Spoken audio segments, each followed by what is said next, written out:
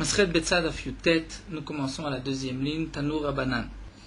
Nous avons vu que nous avons l'interdiction de tremper un keli le jour du Yom Tov, un ustensile, de tremper dans un mikvé s'il était impur, le jour du Yom Tov ou le jour de Shabbat. La Braïta nous dit Keli Shenitma Merev Yom Tov, un ustensile qui est devenu impur avant Yom Tov, veille de Yom Tov. En Matbilim Oto Ben Hashmashot, on ne peut pas le tremper Ben Hashmashot au crépuscule, à un moment où nous avons un doute, est-ce que c'est le jour ou la nuit? Ben Hashmashot, c'est le temps de passage entre le jour et la nuit, c'est un moment où nous avons un doute, est-ce que maintenant c'est le jour ou c'est la nuit? Il y a une halakha pour tout keli impur que nous allons tremper dans un mikvé, c'est comme un homme impur qui va être trempé dans un mikvé, c'est comme un homme impur qui va se tremper dans un mikvé. Lorsqu'un homme a touché un reptile mort, il est impur, il va se tremper dans un mikvé et il est pur, mais seulement à la tombée de la nuit. Erev Shemesh. Lorsque vient la tombée de la nuit, il retrouve sa pureté. Jusqu'à la tombée de la nuit, il a un statut de Tvul Yom.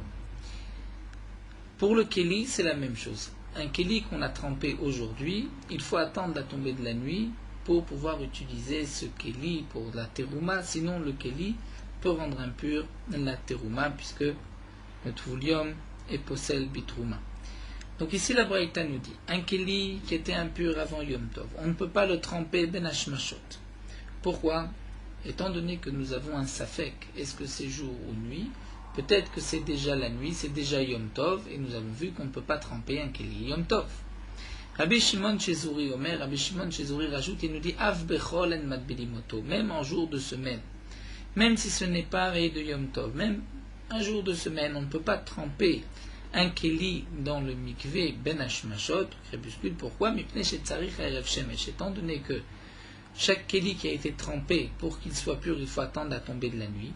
Et si, lorsqu'on le trempe à ce Ben Hashmashot, c'est déjà la nuit, donc en vérité, il faut attendre le lendemain soir.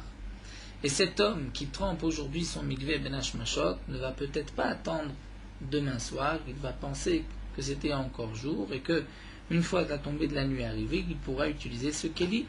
Donc Rabbi Shimon Chezouri rajoute, Tanakama lui interdit de tremper un mikvé Ben Hashmashot de Yom Tov, parce que peut-être c'est Yom Tov, on n'a pas le droit de tremper un Keli. Rabbi Shimon Chezouri dit même en jour de semaine on ne peut pas, parce qu'on risque de se tromper et d'utiliser le Keli même avant le lendemain soir. Demande l'agma de Tanakama l'obaya Erev Shemesh, mais est-ce que Tanakama lui n'a pas besoin, n'exige pas Erev Shemesh? Il est évident que le Keli on ne peut pas l'utiliser jusqu'au lendemain soir, et donc il faudrait interdire comme Rabbi Shimon Chezouri, sinon on risque de l'utiliser avant demain soir. Amar Rava répond, Ashkafitinu les Rabbanan de Berav, j'ai rencontré les Rabbanim de Berav du Bet Hamidrash, Diatvev et Kamre qui étaient assis, qui ont expliqué ainsi.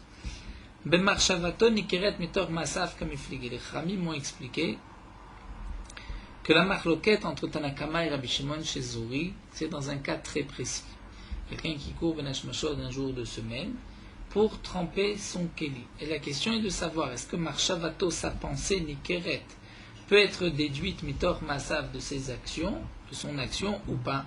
C'est là qu'a m'effligué leur marloquette. Vechidame, comment ça? Kegon denakit mana beyade, on voit un homme avec un Keli dans les mains, Veraït veazil Ben Hashmashot, et il court, et il va Ben Hashmashot l'adboulé pour tremper ce Keli. Donc on voit un homme courir. Pourquoi court-il? Pourquoi il se dépêche de le tremper? Si vraiment il ne connaît pas cette halakha, il ne sait pas qu'il faut le tremper avant le Ben Hashmashot, avant la tombée de la nuit, donc il pourrait très bien ne pas courir, aller le tremper au mikvé et demain soir l'utiliser.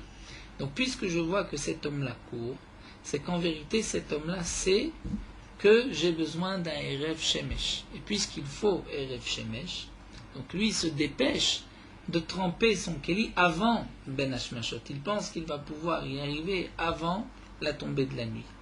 Donc Marsavar l'un pense, puisque je le vois courir, je sais donc que cet homme est conscient de cette halakha de Erev Shemesh, il va attendre la tombée de la nuit, c'est pour cela qu'il se dépêche. Donc puisque il se dépêche de tremper son keli, donc je ne vais pas l'empêcher de lui dire attention, c'est Ben Hashmashot, ne trempe pas un keli, puisque lui-même va s'en rendre compte, puisqu'il va voir que c'était Ben Hashmashot, il ne va pas l'utiliser le jour même, il l'utilisera demain. Il pensait juste pouvoir y arriver avant Ben Hashmashot. Omar Savar, mais l'autre pense, c'est-à-dire Rabbi Shimon Shezouri qui nous dit il faut l'arrêter, il faut lui dire tu ne peux pas tremper même Ben Hashmashot, parce que lui pense Mahmat Melarto des Karet. En vérité, pourquoi il court? Simplement, il se presse à son travail. Donc, il veut vite tremper son Kéli, mais il ne sait pas qu'il faut attendre la tombée de la nuit. Ce n'est pas pour gagner du temps. Et donc, peut-être que cet homme-là ne connaît pas cette halakha de Erev Shemesh et il risque d'utiliser le Kéli immédiatement à la tombée de la nuit, alors qu'il doit attendre demain soir. Ça, c'est l'explication des Chachamim du Beth Midrash qui ont donné cette explication à Rava. Voici la raison de la marloquette entre Rabbi Shimon Shezouri et Tanakama. Vamina Lehu et Rava dit, je leur ai dit, Anna à moi, j'explique différemment la marloquette. B'marshavato nikeret mitoch ma'asav de kulal malopligé. Est-ce que sa pensée est comprise par ses actions? Là, tout le monde est d'accord. Il n'y a pas de marloquette, étant donné qu'il se dépêche, donc certainement que cet homme sait qu'il y a une obligation d'attendre Erev Shemesh, d'attendre le lendemain soir. Kipligé, quand est-ce que nous avons une marloquette? Il s'agit de quelqu'un qui a dans ses mains deux kelim. Un keli qui est devenu impur, mais par un sheretz, une source d'impureté, moins que le volume de ka'adasha d'une lentille. Il y a une halakha que le sheretz ne peut communiquer son impureté que s'il y a au moins le volume d'une lentille du sheretz.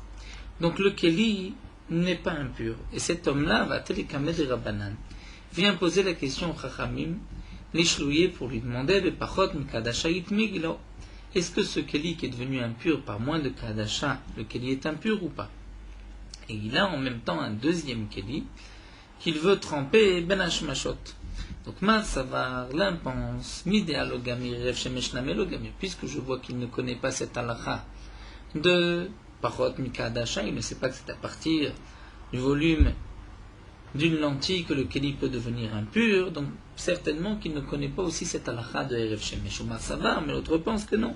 Haoudelogamir, c'est cette halakha qu'il ne connaît pas, Erev Shemesh Gamir, mais l'autre halakha, la halakha de Erev Shemesh, ça, il la connaît certainement. Rachid nous explique pourquoi. Puisque Ka'adasha, ce n'est pas marqué Mefourage dans le Passouk, mais le din de Erev Shemesh, c'est marqué dans le Passouk. Il s'agit d'un Kohen qui veut utiliser ceci pour des tarot, pour de la terouma.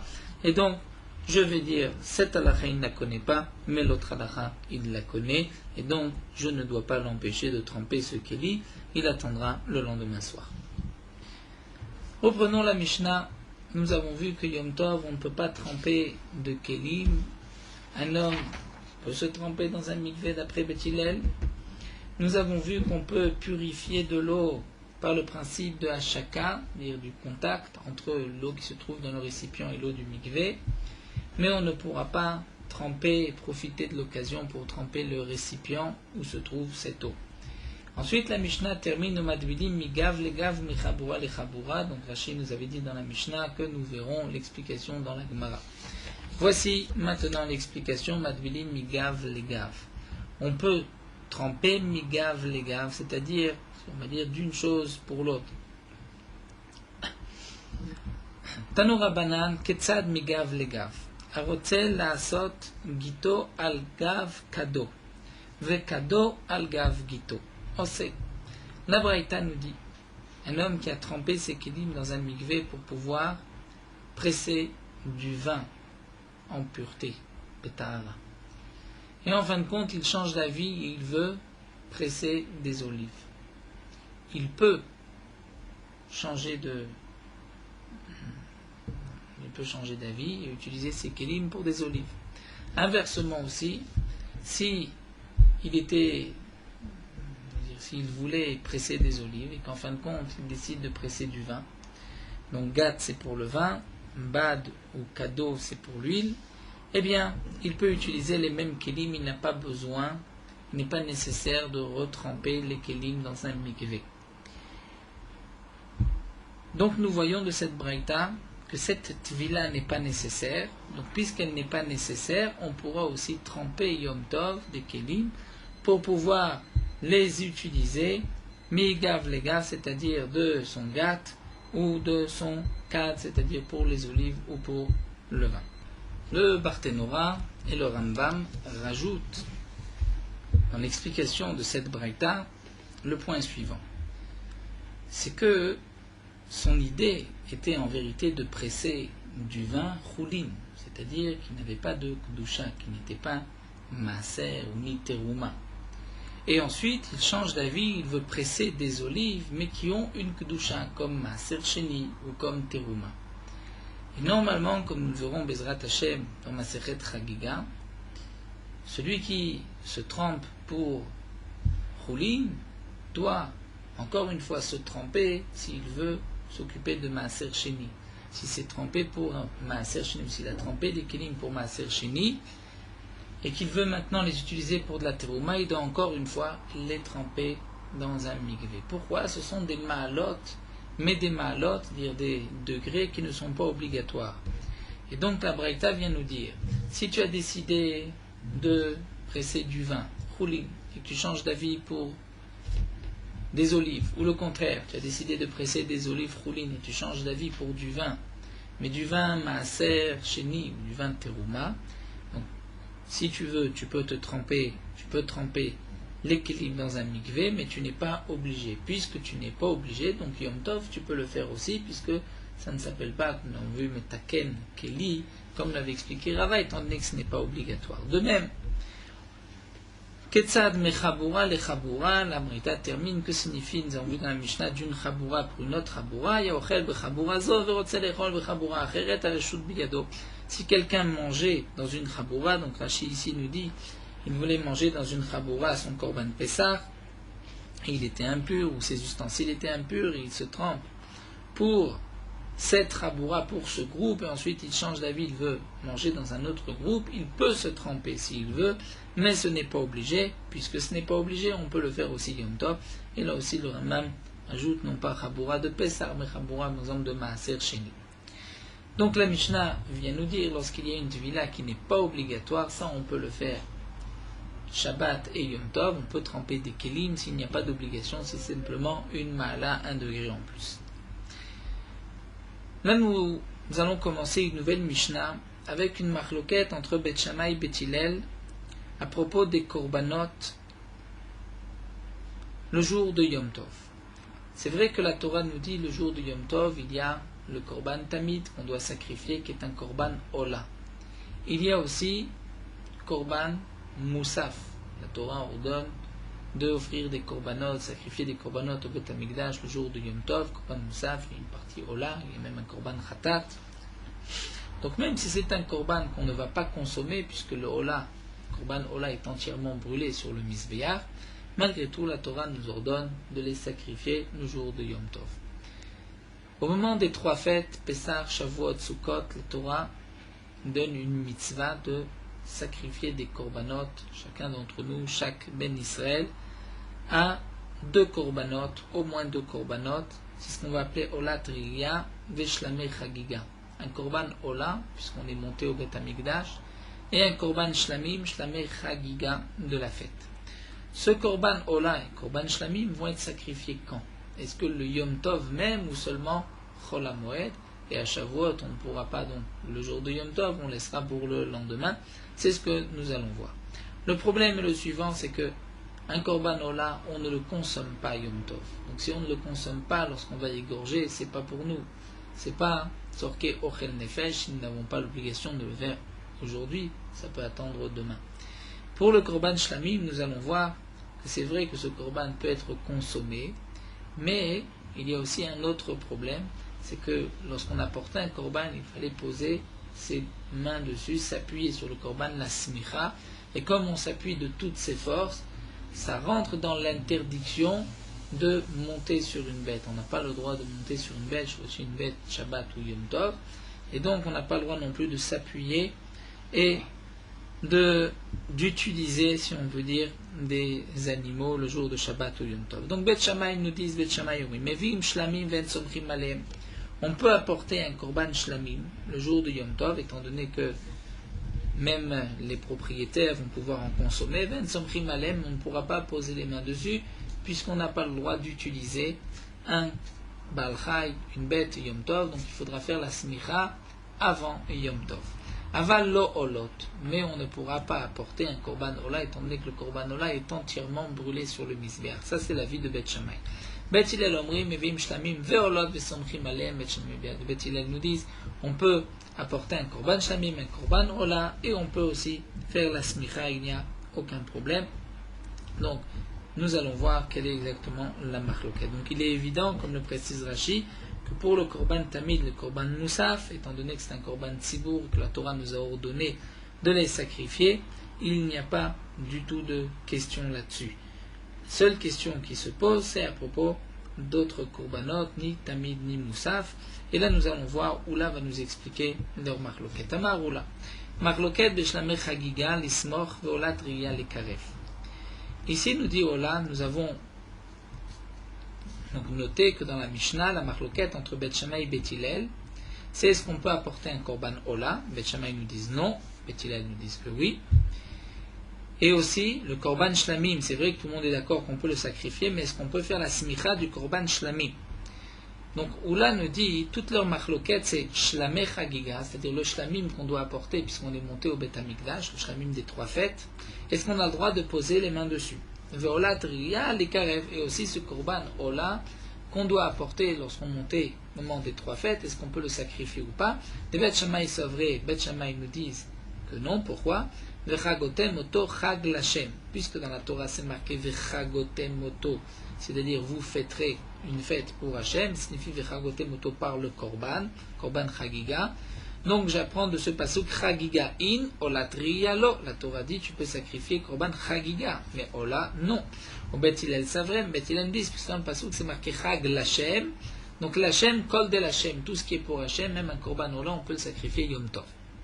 Donc toute leur machloket nous dit oula.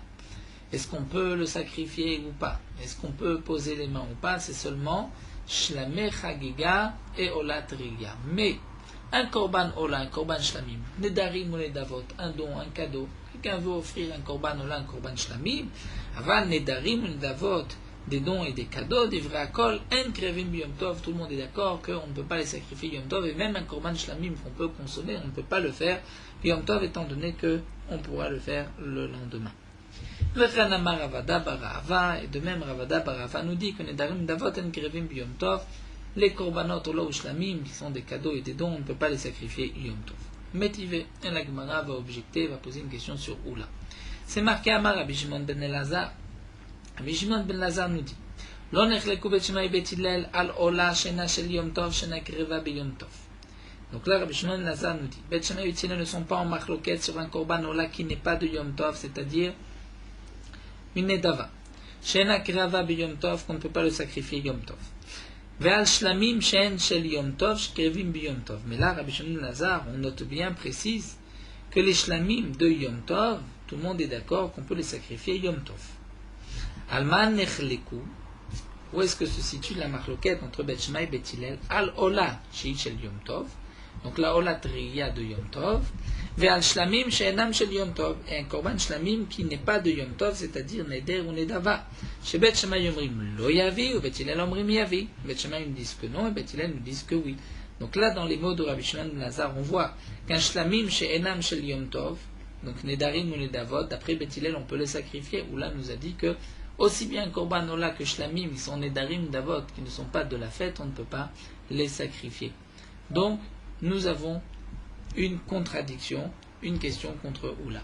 L'Agma répond, Taritz Vigmari, tu peux répondre de cette manière, et on va un petit peu changer les mots de Rabbi Shimon ben Elazar. On va dire ainsi, Amar Rabbi Shimon ben Elazar, lo nechleku Bet Shammai Bet Hillel, alo la veshlamim shenan shel Yom Tov, she'en krevim biyom Tov. Donc Rabbi Shimon ben Elazar nous dit, Bet Shammai et Bet Hillel ne sont pas en machloket sur un korban ola ou shlamim qui ne sont pas de Yom Tov, c'est sûr qu'on ne peut pas les sacrifier Yom Tov, puisque ce ne sont pas les korbanot du jour. Ola, shlamim, neder, nedava, tu peux le faire demain.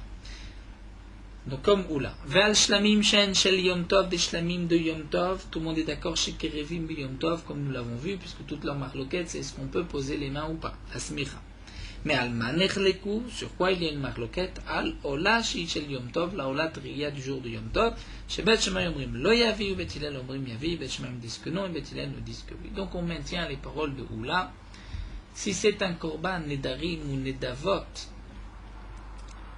Ola ou shlamim, on ne peut pas les sacrifier Yom Tov, on pourra le faire le lendemain. Leur marloquette, c'est sur shlamei chagiga et Ola triya. Rav Yosef Amar, Rav Yosef dit, Tanae shakal tame alma. Rav Yosef revient sur la question en disant, mais tu as posé une question contre Oula. Et tu vas maintenant changer les paroles de Rabbi Shimon ben Elazar pour qu'elles soient conformes aux paroles de Oula. Mais est-ce que tu as enlevé tous les Tanae, Shakalta, tu as enlevé du monde? Il y a un Tana qui pense comme Oula. Donc pourquoi modifier? On peut dire que Oula pense comme ce Tana, et puis c'est tout, même si Rabbi Shimon ben Elazar pense différemment. Tanaï, nous dit Rav Yosef. Des Tania, voici notre Braïta. Shlamim abaim mahmat Yom Tov. Des Shlamim qui viennent parce qu'aujourd'hui c'est Yom Tov, c'est-à-dire Shlamei Chagiga.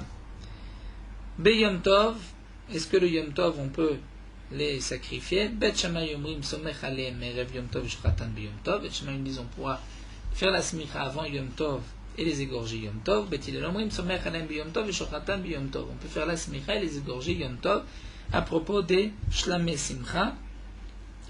Là c'est exactement ce que Oula nous a dit à propos des Shlamei Simcha. Aval, mais la Braïta continue, Nedarim ou Nedavot. Si ce sont des korbanot, shlamim et Nedarim, des dons ou des vœux, d'ivra kolen krevim bi Yom Tov, tout le monde est d'accord qu'on ne pourra pas les sacrifier Yom Tov, comme nous l'a dit Ola, comme nous l'a dit Oula, toute la marloquette c'est shlamei chagiga ve'ola triya, mais Nedarim ou Nedavot, on attendra le lendemain. La Gemara continue. Donc là, nous avons vu Oula, qui a même un Tana avec lui, contre Rabbi Shimon ben Elazar, qui sont en marloquette. Comment expliquer Bet Shammai ou Bet Hillel? En deux mots, leur marloquette entre ces Tanaïm, c'est de savoir est-ce que Nedarim ou Nedavot, Bet Hillel vont permettre de les sacrifier, ou Nedarim Davot, des dons, des vœux, Shlamim et Ola, est-ce que on peut les sacrifier Yom Tov ou pas? D'après Oula, on ne peut pas les sacrifier Yom Tov, il faudra attendre après Yom Tov. D'après Rabbi Shimon ben Elazar, nous avons vu qu'un korban Shlamim, même si c'est une davot, puisqu'on peut le consommer, on peut manger une partie, on pourra le faire Yom Tov. Eh bien, nous dit la Gemara, Vanetanei Kanetanei, on retrouve aussi des Tanaïm à propos de Nedarim, Davot, est-ce qu'on peut les sacrifier Yom Tov ou pas? Voici une marloquette Tanaïm, des Tanya. La Braïta nous dit, et là la Gemara va ensuite reprendre toute cette Braïta et l'expliquer jusqu'à la fin de notre Hamoud, du Daf d'aujourd'hui. En mevin toda bechag hamatzot. On ne peut pas apporter un korban toda à Pessah. Pourquoi? Mipnei chametz sheba. Parce qu'il y a du chametz. Lorsqu'on apportait un korban toda, il y avait des pains, 40 pains, et parmi ces pains il y avait du chametz.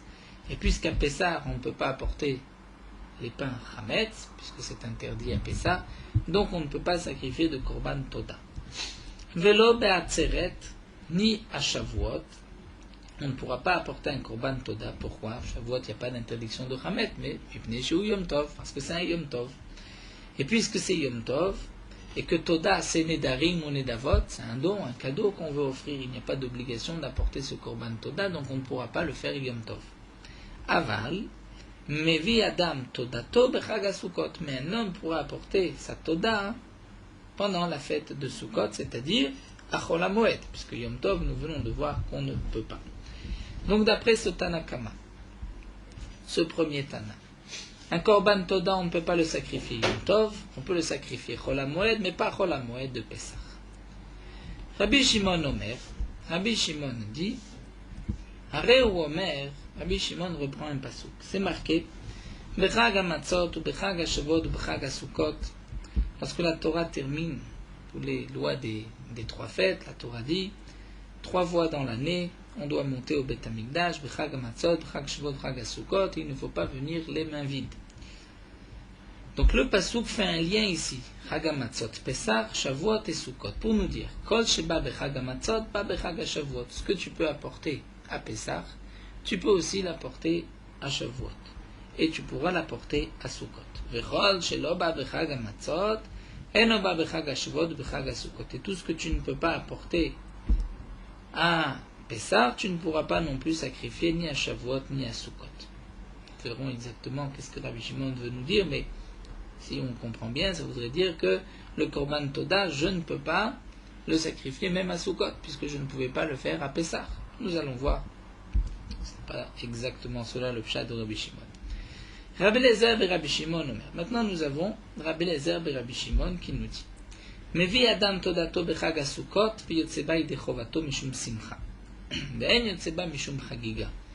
Il y a deux korban shlamim au moment des fêtes, ou shlamé chagiga, un korban shlamim puisqu'on monte à Yerushalayim, ça fait partie de Olat Riya et shlamé chagiga, et il y a aussi un korban shlamim shlamé simcha, puisque la Torah nous dit que pendant les trois fêtes on doit se réjouir, au Bet Hamikdash en simcha et la bebassar, donc il fallait apporter un korban shlamim et le consommer pour accomplir la mitzvah de Vesamarta Bechagecha.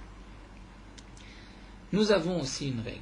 Lorsque j'ai une obligation d'apporter un korban, je ne peux pas me dispenser de cette obligation en apportant un korban dont j'étais déjà chayab, dont je devais déjà apporter. J'ai fait le vœu d'apporter un korban toda. C'est aussi un korban shlamim.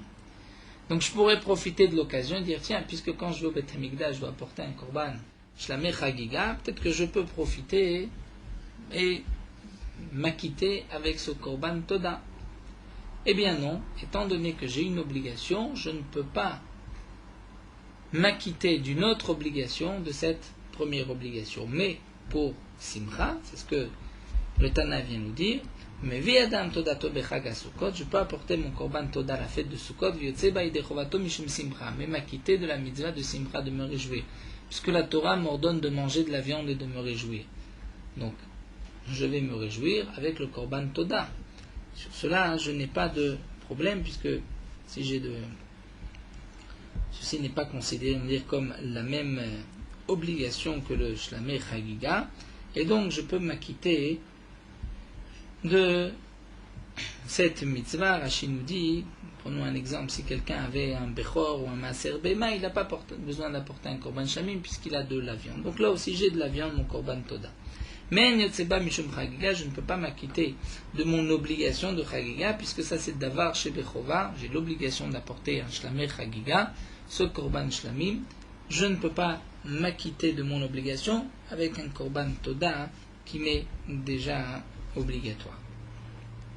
Maintenant reprenons ces trois Tanaï. Amar Ma, l'Agma reprend le premier Tana. En Mevim Toda Bechag HaMatzot Nechametz Sheva. On ne peut pas apporter un Korban Toda à Pessah, parce qu'il y a du chametz dans les pains de Toda. La Gemara demande Pshita, c'est évident, on ne va pas apporter du chametz. Bet Hamikdash. Amar Ravada beri de Rav Yitzhak, v'amrele Rav Shmuel Baraba. Ici, Ravada beri, le fils de Rav Yitzhak, donne l'explication. Acha be'arba asar askinan. Ici, il ne s'agit pas d'apporter un korban pendant Pessah, mais même de l'apporter le 14 Nissan. Et il n'y a pas d'interdiction 14 Nissan de posséder du chametz le matin. Malgré tout, je ne peux pas apporter ce korban. Pourquoi? Parce qu'un korban toda, j'ai toute la journée, toute la nuit pour le consommer. Au moins jusqu'à Chatzot de la nuit.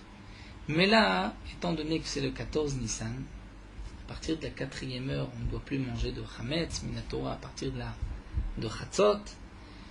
Donc, je vais maintenant limiter le temps de consommation de ce korban toda et c'est-à-dire du chametz, c'est-à-dire des pains. Des pains, j'ai aussi un temps pour les consommer. Là, je vais limiter le temps. Et je risque de ne pas pouvoir tout manger dans ce laps de temps qui est assez court. Et donc d'amener des kodashim lidepsul, c'est-à-dire de les laisser, de ne pas pouvoir les manger. Donc ici, nous dit Ravada et Rav Yitzhak. Tanakama vient nous dire, tu ne peux pas apporter un korban toda le 14 Nissan. Pourquoi? Tu ne peux pas amener un korban, un kodesh le bet apsoul, le rendre pasoul, parce que tu n'as pas pu le consommer, il va être notar puisque tu n'as pas pu, tu as limité le temps de consommation. Donc tout korban, je n'ai pas le droit de limiter son temps de consommation, donc je ne peux pas sacrifier un korban toda le 14 Nissan. D'ailleurs, certains ont l'habitude dans la tfila, veille de Pessah, et aussi pendant tous les jours de Pessah, Chol HaMoed, de ne pas dire dans la tfila Mizmor le Toda juste après Baruch Shama, étant donné que lorsqu'on prie, lorsqu'on mentionne les korbanot, c'est comme si on les sacrifie, et le korban Toda, on ne pouvait pas le sacrifier ni à Pessah, ni veille de Pessah. Donc certains ne lisent pas le Mizmor le Toda depuis la veille de Pessah jusqu'à la fin de Pessah.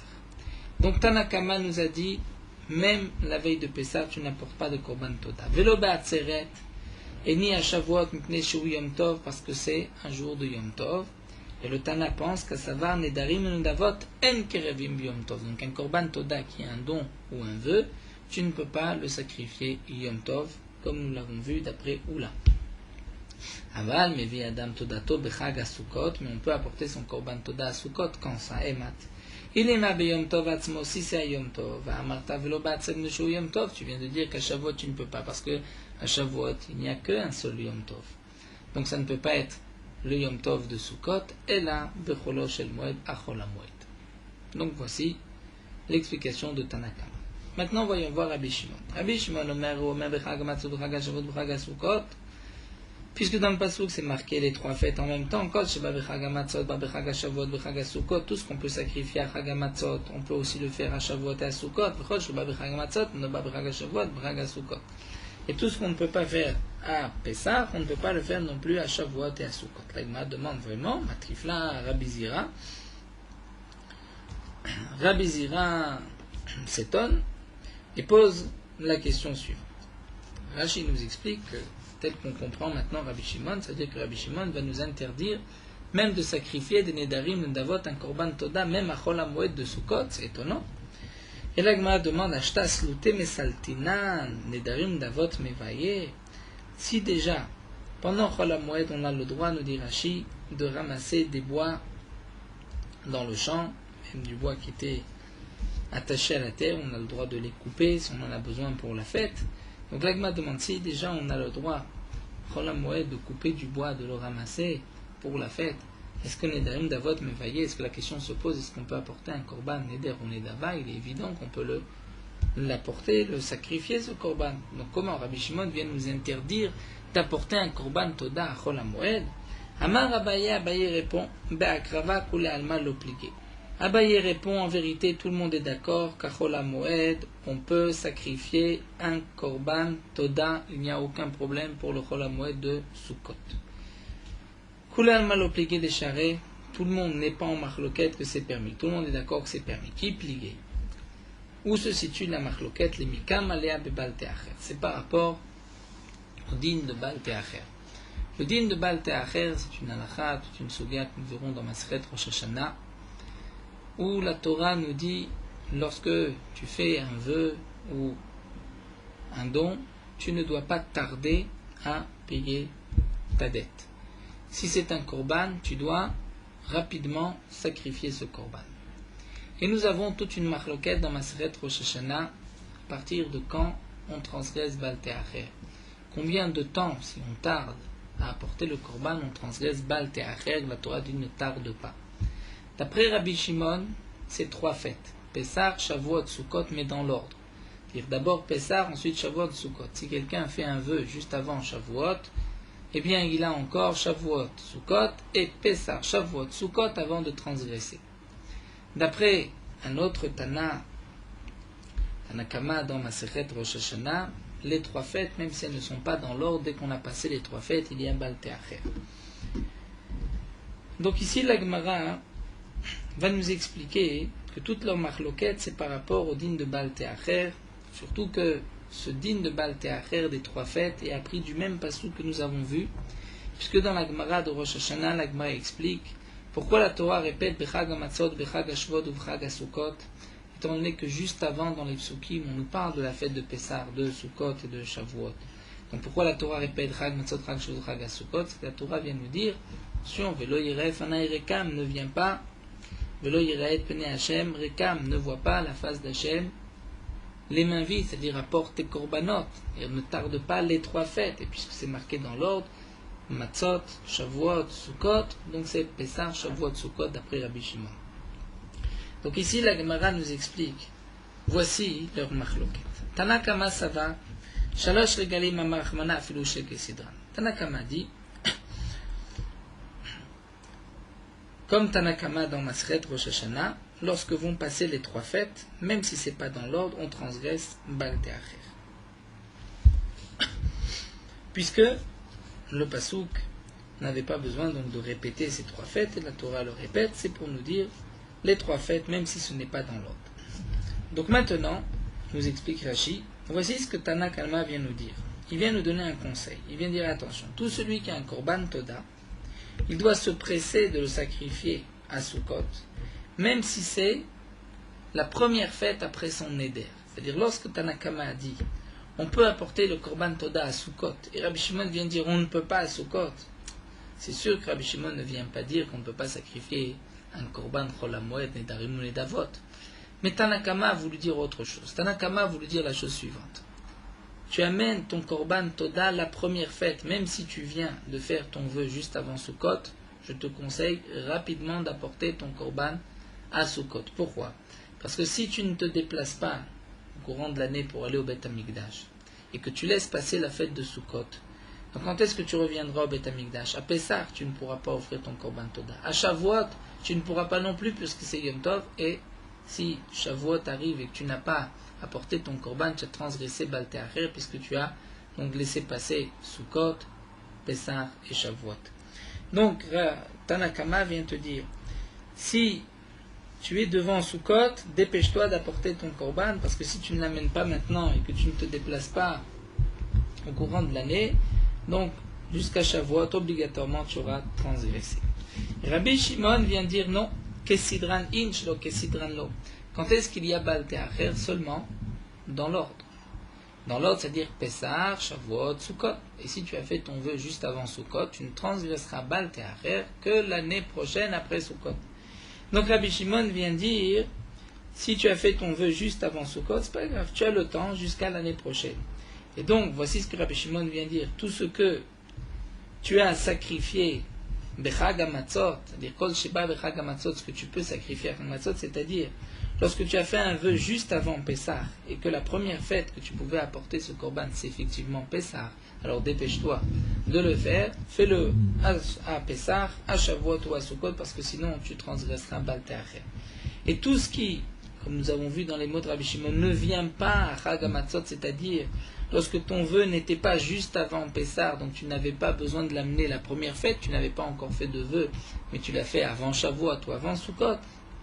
Là, Rabbi Shimon vient te dire, Enoba, Bechag Shobra, c'est-à-dire c'est pas obligé, c'est pas obligatoire de l'amener, tu ne transgresseras pas Baal Te'acher jusqu'à l'année prochaine à Sukkot. Donc c'est ainsi qu'on comprend leur machloket. Rabbi Shimon Tzavak Sidranin Shlok Sedano. Maintenant Rabbi Eliezer et Rabbi Shimon, nous avons vu qu'il était le troisième Tana, qui dit Mevi Adam Todato Bechag Sukkot Yotzeba Idechovato. Qu'est-ce que veut nous dire ici Rabbi Eliezer et Rabbi Shimon? Il vient dire Mevi Adam Todato Bechag Sukkot et Mat. Quand est-ce? Qu'est-ce qu'il vient nous dire? Tu peux apporter ton korban à Sukkot, ton korban Toda quand? Si c'est à Chol HaMoed, Tanakama, c'est ce que Tanakama nous a dit. Et là, Beyom Tov. Donc ici on voit, on est obligé d'expliquer que Rabbi Shimon ben Nazar vient dire apporte ton korban Toda même Yom Tov. Donc voici notre deuxième Tana qui pense avec Kasavar, Nedarim, Davot, Kirifim, Yom Tov, que même un korban Toda, je n'ai pas d'obligation, mais c'est un Neder Dava, tu peux le sacrifier Yom Tov. Alors demande la Gemara, bon, c'est vrai, on explique ainsi Rabbi Zeb et Rabbi Shimon que c'est Yom Tov, mais alors pourquoi Rabbi Zeb et Rabbi Shimon nous parlent de Sukkot et pas de Pessah? Ou pas de, bon, pardon, Pessah c'est pas une question, puisque Pessah c'est du Hametz. Mais pourquoi pas Shavuot? Et pourquoi Rabbi Shimon, Rabbi Eliezer et Rabbi Shimon nous parlent de Sukkot et pas de Shavuot? Eh bien la Gemara nous dit, c'est simple, Rabbi Eliezer et Rabbi Shimon les tamés. Rabbi Eliezer et Rabbi Shimon pense lui-même dans Masechet Rosh Hashanah que quand est-ce qu'il y a Baal Te'acher, si on laisse passer la fête de Sukkot. La fête de Sukkot c'est la fête essentielle, puisque dans ce même pasuk, Chag HaMatzot, Chag HaShavuot, Chag HaSukkot, la paracha, les psukim d'avant on parle de Sukkot. Donc même si on doit répéter Pessah et Shavuot, mais pourquoi répéter Sukkot? Donc Rabbi Eliezer et Rabbi Shimon nous dit, c'est pour apprendre de là que c'est Sukkot qui détermine. Donc c'est pour cela que ici Rabbi Shimon, Rabbi Shimon nous dit Chag HaSukkot d'Etania, Rabbi Shimon Omer, Lo Yomar Chag HaSukkot, Shebo HaKatuv Medaber, Lama Neemar, Lomar Sheze Acharon. Rabbi Shimon lui dit pourquoi la Torah parle de Chag HaSukkot, puisqu'on parle de cette fête-là, dans les psukim qui précèdent, et bien pour nous dire que c'est le dernier, donc dans l'ordre Pessah, Shavuot, Sukkot, comme nous l'avons vu. Et Rabbi Shimon Omer, Lomar Sheze Gorem, pour nous dire que non, que c'est Sukkot qui est Gorem, c'est-à-dire tout dépend de Sukkot. Donc c'est pour cela que Rabbi Eliezer et Rabbi Shimon nous dit, tu peux apporter ton korban même Yom Tov Sukkot, puisque, fais attention, Baal Te'acher c'est à Sukkot. Mais c'est vrai qu'on peut le faire aussi à Shavuot. Donc nous avons vu notre Machloket Tanaïm ici, est-ce qu'on peut sacrifier un korban Toda, un korban Shlamim de Nedarim ou Nedavot un jour de Yom Tov. D'après Tanakama, Rabbi Shimon, on ne peut pas. Et d'après Rabbi Eliezer et Rabbi Shimon, on peut. Donc nous retrouvons la marloquette de Oula et du Tana, précédemment Rabbi Shimon ben Elazar. La Gemara continue. Nous avons vu dans cette même braïta, V'yotseba mishum simcha v'yotseba mishum chagiga. Donc si nous avons un korban toda, on peut s'acquitter de l'obligation de shlamé simcha, d'avoir de la viande pour se réjouir, mais pas de l'obligation de chagiga. Pshita demande la Gemara, c'est évident d'avoir shebechovaou. Nous avons une règle, puisque Shlamé Chagiga c'est une obligation, toute obligation ne peut venir que d'une bête choulin profane, c'est-à-dire qui n'avait aucune kdusha. Et là, le Korban Toda, tu avais une obligation. L'Agma répond l'autre sricha. L'Afalgav des parish, même si, au moment de ton vœu du Korban Toda, tu as dit explicitement que tu avais l'intention de l'utiliser pour Shlamé Chagiga, tu ne peux pas non plus que des Baimini Rabbi Shimon ben Lakish ben Rabbi Yochanan, comme Rabbi Shimon Lakish a posé la question à Rabbi Yochanan, Omer Aralai Toda Vetsebaï de Chagiga. Si quelqu'un dit je veux prendre sur moi, je prends l'obligation, je prends sur moi d'apporter un Korban Toda, mais je veux aussi pouvoir m'acquitter de ce Korban Shlamé Chagiga, ou bien Areni Nazir, je vais être Nazir, Vegaler Mot Maaser Sheni, mais les Korbanos, je les apporterai du Maaser Sheni. Est-ce que je peux ou pas? Maou, puisque c'est aussi d'avoir chez Bechova, mais là j'ai fait un Tnaï. Amarle, il lui a dit Nador, Veno Yotse, Nazir, Veno Megaleach. Il a fait le vœu d'apporter un Korban Toda, mais il ne peut pas s'acquitter par ce Korban Toda des Shlamé Chagiga, mais il est Nazir aussi dans le deuxième cas, et Eno Megaleach de l'argent de Maaser Sheni, puisque c'est d'avoir chez Bachova. Donc voici le chidouche, même si tu as fait un Tnaï, tu ne peux pas l'utiliser pour le Shlamé Chagiga. La Gemara continue, puisque c'est dans le même Nosé. Haou Gavra d'Amar Leou, un homme qui avait dit juste avant de mourir, était Shriv Mera, donc il ordonnait son testament. Il a dit, voulu Arba Meazouzé les plouni, donnez 400 zouz à un tel, Velinsiv Barti, et qu'il épouse ma fille. Amar Rav Papa nous dit, Arba Mea Shakil, il va prendre des 400 zouz, ou Barté, mais sa fille, Ibaï Nassiv, Ibaï lo Nassiv. S'il veut, il peut l'épouser, s'il ne veut pas, il n'est pas obligé de l'épouser. C'est lorsque le Shriv Mera a dit 400 zouz, donc il a fait un cadeau de 400 zouz. Ensuite, ce n'est pas une condition aux 400 zouz, c'est un deuxième point. S'il ne veut pas épouser sa fille, il n'est pas obligé. Mais attention, c'est seulement dans le cas où il a dit d'abord donnez-lui et ensuite qu'il épouse ma fille. Mais s'il a dit qu'il épouse ma fille et vous lui donnez 400 zouz, là tout dépend.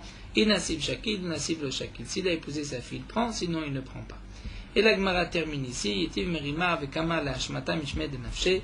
Merimar a rapporté cet enseignement à son nom, c'est-à-dire l'enseignement que nous avons vu, si quelqu'un prend sur lui d'apporter un korban toda, mais à condition de pouvoir s'acquitter des shlamé chagiga, est-ce qu'il peut ou pas? Donc Merimar l'a dit en son nom, et Rashi nous dit, sans poser de problème, il a dit, Mefourash, il ne peut pas s'acquitter de shlamé chagiga. Amarle Ravina le Merimar, Ravina dit Merimar, Atuna Chimat Nituna. Vous, c'est ainsi que vous l'avez enseigné, c'est-à-dire tu le dis à ton nom, et tu le dis d'une manière explicite, tu ne dis pas que c'était un problème qui a été posé, mais Anan, que des Baïmina Resh Lakish, mais Rabbi Yochanan, nous, on enseigne de cette manière que c'était un problème qu'avait soulevé Resh Lakish à Rabbi Yochanan.